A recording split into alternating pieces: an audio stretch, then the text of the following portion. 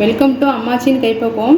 இன்றைக்கி நான் வந்து விநாயகர் சதுர்த்திக்கு பூரண கொழுக்கட்டை பண்ணுறதுக்கு நான் வந்து கடலைப்பருப்பு பூரணம் பண்ணியிருக்கிறேன். இதை வந்து ரொம்ப டேஸ்ட்டாக இருக்கும்.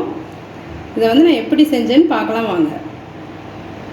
கடலைப்பருப்பு பூரணம் செய்கிறதுக்கு நான் வந்து 100 கிராம் கடலைப்பருப்பு எடுத்திருக்கேன். அதை நல்லா கழுவி 15 நிமிஷம் ஊற வச்சுருக்கேன். இப்போ இதை குக்கரில் வச்சு நான் வந்து வேக வைக்க போகிறேன். இப்போ இதை நல்லா வேக வச்சு எடுத்துருவோம். பாருங்கள், இப்போ கடலைப்பருப்பு குக்கரில் வேக வச்சு எடுத்தாச்சு.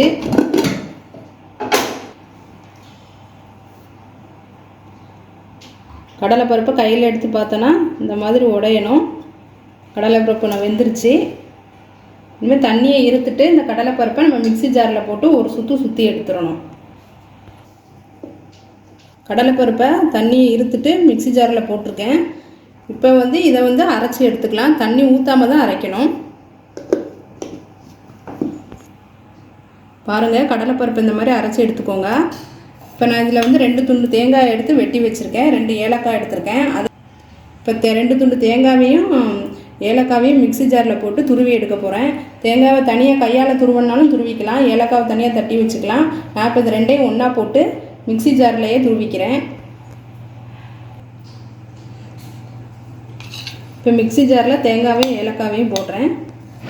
தண்ணி ஊற்றாமல் ஒரு அடி அடித்து எடுத்துக்கலாம். இப்போ ஸ்டவ் ஆன் பண்ணிவிட்டு கடாய் வச்சுருக்கேன். இதில் நான் 1 ஸ்பூன் நெய் விடுறேன்.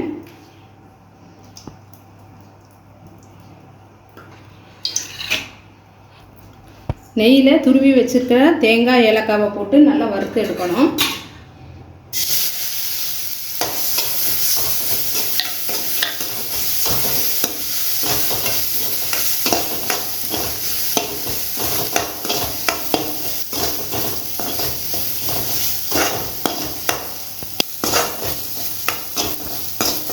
ஒரு 2 நிமிஷம் மட்டும் வறுத்து எடுத்துக்கலாம். இப்போ தேங்காவை வேறு பாத்திரத்துக்கு மாற்றிடலாம். இப்போ அதே பாத்திரத்தில் 100 கிராம் வெல்லம் எடுத்துருக்கிறேன். 100 கிராம் கடலைப்பருப்புக்கு 100 கிராம் வெல்லம் எடுத்துருக்கேன். நீங்கள் வேணால் ரொம்ப இனிப்பாக வேணால் கூட ஒரு 50 கிராம் சேர்த்துக்கலாம். 150 கிராம் வெல்லம் எடுத்துக்கலாம். இப்போ நான் 100 கிராம் எடுத்துருக்கேன். இப்போ அதை போட்டுக்கலாம். தண்ணி சேர்த்துக்கலாம்.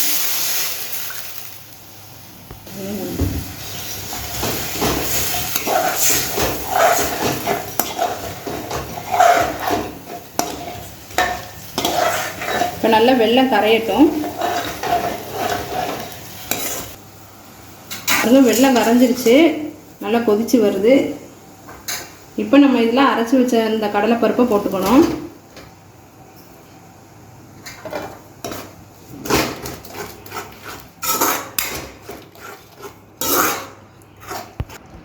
வறுத்து வச்சுருந்த தேங்காவையும் போட்டுக்கலாம்.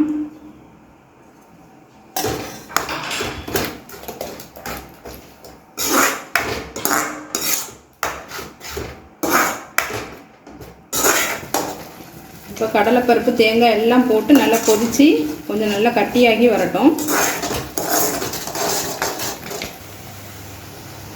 பாருங்கள், கடலைப்பருப்பு பூரணம் ரெடி ஆயிடுச்சு. நல்லா கட்டியாகி வந்துருச்சு.